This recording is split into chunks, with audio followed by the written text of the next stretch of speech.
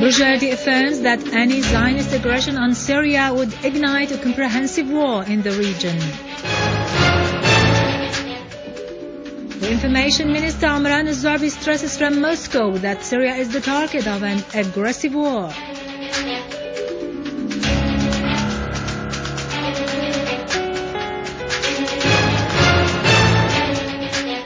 The Pope of the Vatican calls for releasing the 2 bishops kidnapped by the terrorist groups in Aleppo suburbs.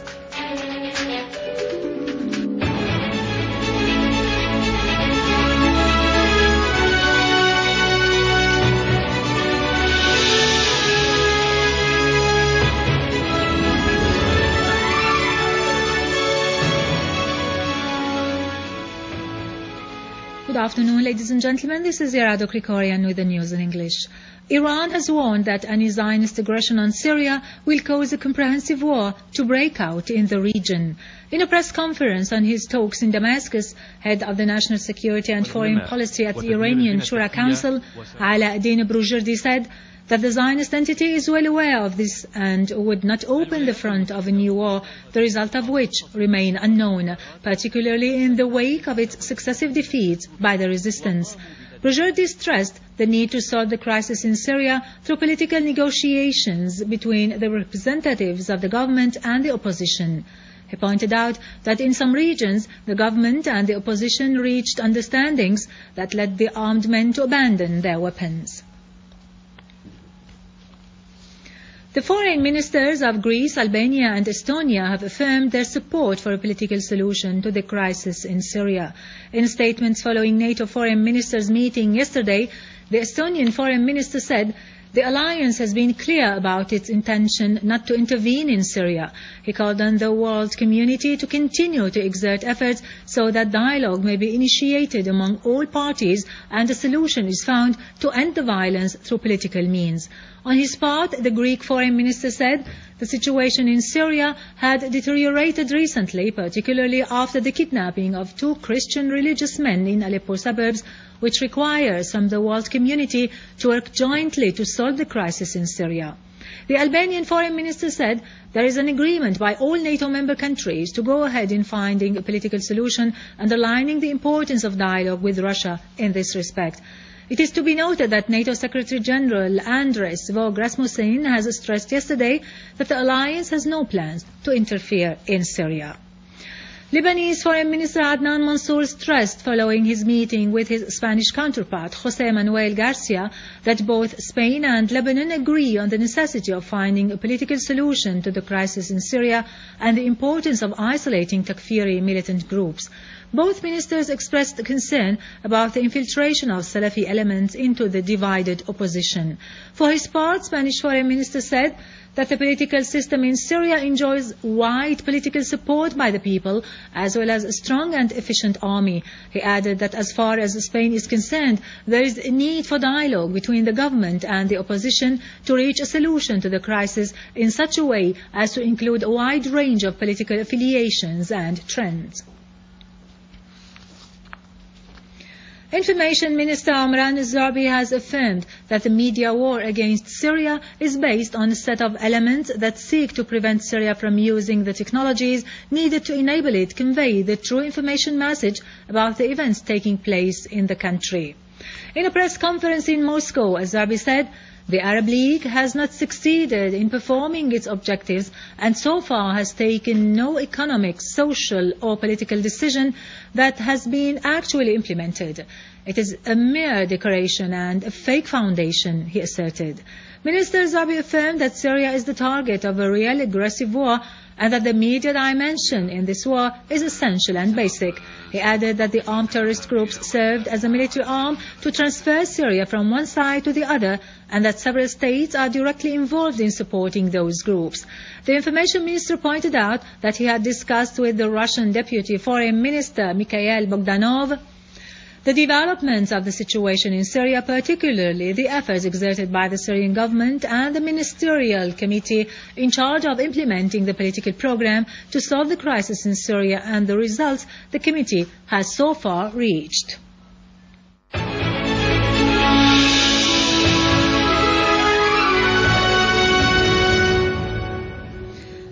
Foreign and Expatriates Ministry has addressed 2 identical messages to the Chairman of the UN Security Council and the UN Secretary General on the kidnapping by an armed terrorist group last Monday of Bishop Paul Yazigi of Aleppo and Al-Iskandarun for the Greek Orthodox and Bishop Ibrahim Yohanna of Aleppo for the Syriac Orthodox.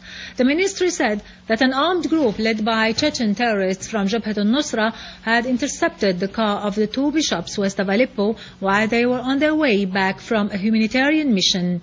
The terrorists assassinated the deacon who was driving the car and kidnapped the 2 bishops to an unidentified place. In both messages, the ministry affirmed that this terrorist crime fell within the framework of the extremist terrorist activity practiced by the armed terrorist groups who are linked to Jabhat al-Nusra and its foreign mercenaries and externally supported by some regional states. The ministry concluded both messages saying that the Syrian Arab Republic confirmed once again that a political settlement based on national dialogue among the Syrians under a Syrian leadership required putting an end to the violence of those Al-Qaeda-linked armed terrorist groups through exercising pressure on the states that provided them with all forms of support in order to stop flaring of violence and terrorism, which they did through presenting material support and political and media coverage to those groups.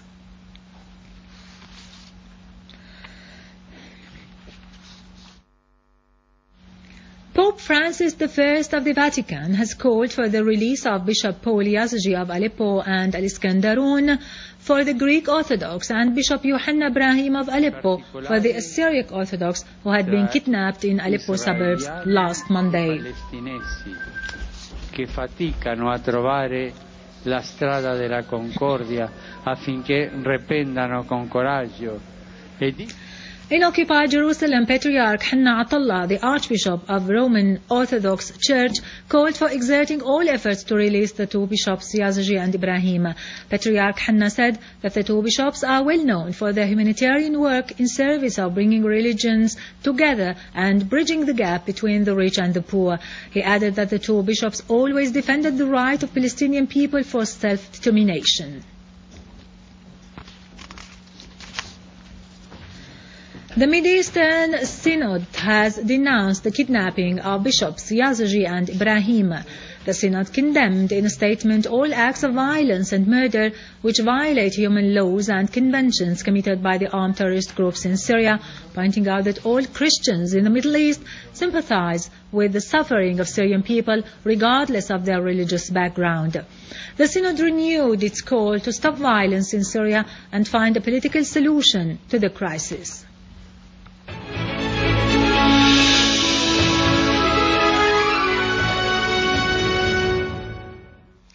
7 citizens were killed and dozens others were wounded following the explosion of 2 mortar shells launched by the terrorists at Al-Madaris Street, Al-Janayan neighborhood in Jaramana at Damascus countryside. A police source said the one shell fell in front of the municipality building at the center of the city and the other near schools complex. At least 25 people were wounded, including a child. The 2 mortars caused severe damages to cars and buildings in the 2 areas. Terrorists today assassinated Director of Qualification and Training Department at the Ministry of Electricity, Engineer Muhammad Abdul Wahab Al-Hassan in Damascus. Engineer Al-Hassan was seriously injured in a blast of an explosive device the terrorists had earlier attached to his car near the First Technical Commercial and Banking Institute in Al-Baramke area. A health source at Al-Muwasat Hospital said that Engineer Al-Hassan passed away due to his severe injury. Units of our armed forces intercepted an armed terrorist group which was attacking military points in Harasta city in Damascus countryside, killing and wounding dozens of terrorists. Other terrorists burned the bodies of their dead gunmen to hide their identity.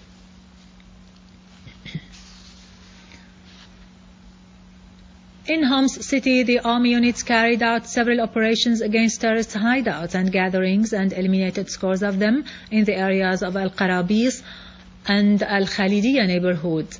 A military source said that the army killed scores of terrorists after targeting their hideouts in the towns of Al-Haydariyya, Al-Hamidiyya, Al-Ish, Al-Dab'a, Al-Buwayda, Al-Sharqiyya, الدمينة الغربية in Al-Qasir countryside.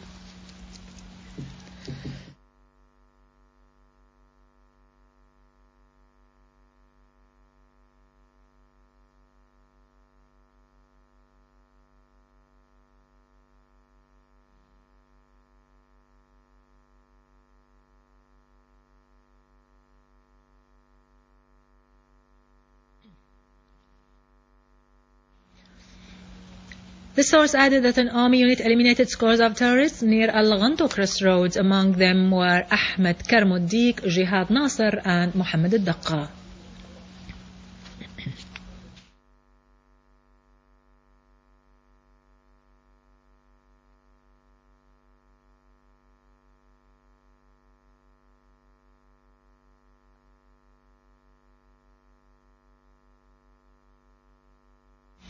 Army units targeted the terrorist gathering in Jisr al-Shughur countryside in Idlib and killed scores of them, in addition to destroying their criminal equipment. In Aleppo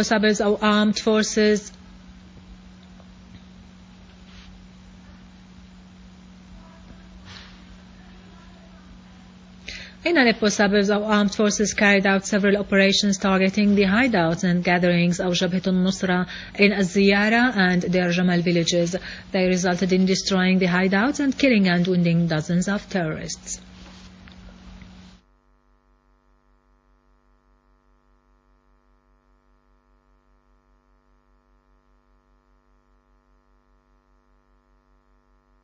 Army units restored security and stability to Al-Waha village weeks ago and ensured life's basic requirements for its inhabitants, who have gradually started to return to their homes.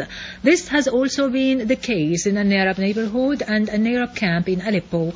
Both areas had suffered a lot from the crimes of the mercenary terrorists. However, the army re-established security and stability in both regions and provided food supplies to citizens who affirmed their adherence to their homeland, Syria, voicing determination not to be allowed to be deported again by the Zionist agents.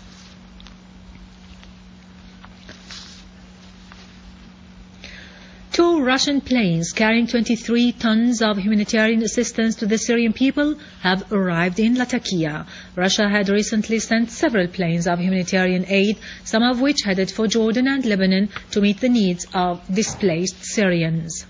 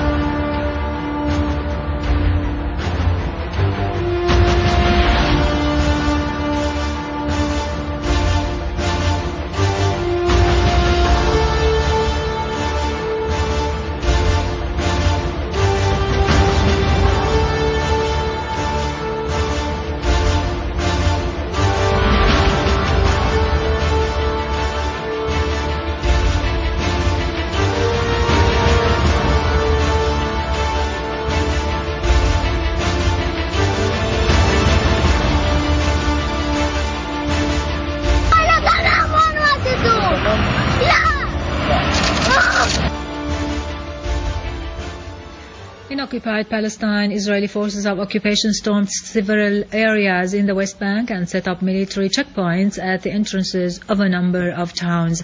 Israeli forces also tortured Palestinian citizens and prevented them from going to work or schools. Israeli raids resulted in the arrest of a number of Palestinians.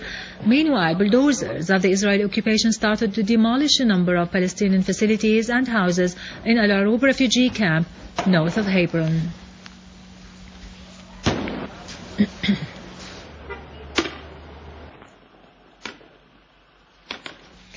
Finally, Iranian Defense Minister Ahmed Wahidi said that his country has made great progress in the field of developing ballistic missiles and advanced cruise rockets. Wahidi asserted that these missiles enjoy accuracy and great speed and they hit their targets directly.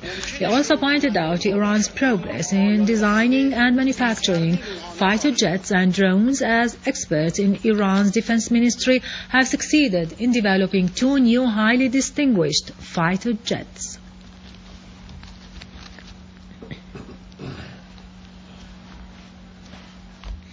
With this, we end our news for today. Thank you for watching. For more details about Syria and the region and to view this bulletin again, you can always visit our website in English, syriaonline.sy.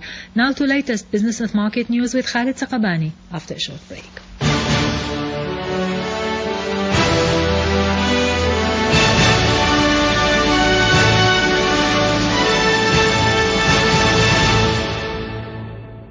Ladies and gentlemen, good afternoon. The Director General of the General Establishment of the Syrian Free Zones, Mohammad Khattout, said that the new draft investment law, which has been referred to the Economic Committee, will be finalized very soon in order to be submitted to the Cabinet to be approved. Khattout also added that the new law meets the ambitions of all the investors, especially with regard to granting licenses. In addition, it also encourages the industrial activities. The new law will also include the facilitations to initiate the specialized economic, technological, and the free zones in order to compete with the neighboring ones. The law includes subjecting the goods manufactured in the Syrian free zones to the inspection. The Director General of the Domesticated Birds Establishment asserted that about 60% of the breeders resumed their work in several governorates. He added that this will ensure the ability to cope with the increasing demand and provide the needs in the local markets. The director also noted that the chicken prices will decline. The American spot crude is up to the highest price in more than a week, as the industry reports showed that the stockpiles declined in the U.S., the world's biggest oil consumer. Futures increased as much as 0.8%.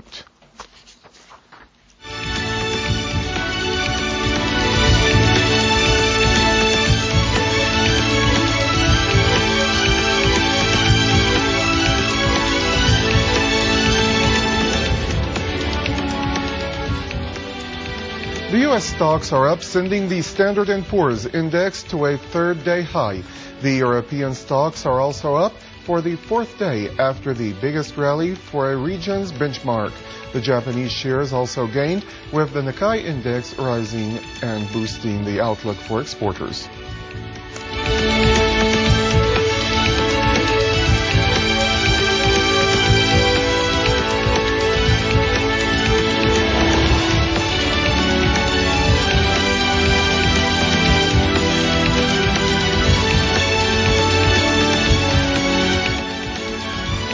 Gained after the biggest fall in the week yesterday, advancing for the sixth time in 7 days, increasing the physical purchasing caused as the assets to go down.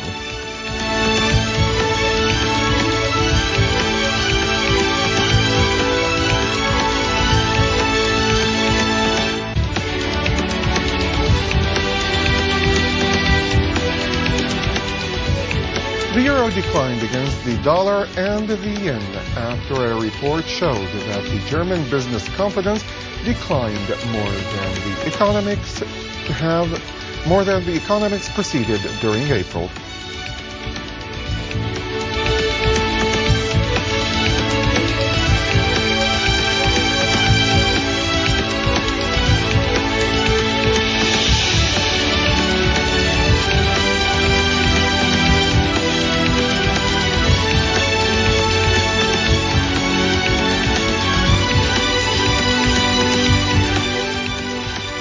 With this, ladies and gentlemen, we have reached the end of our news bulletin for today. Thank you for joining us.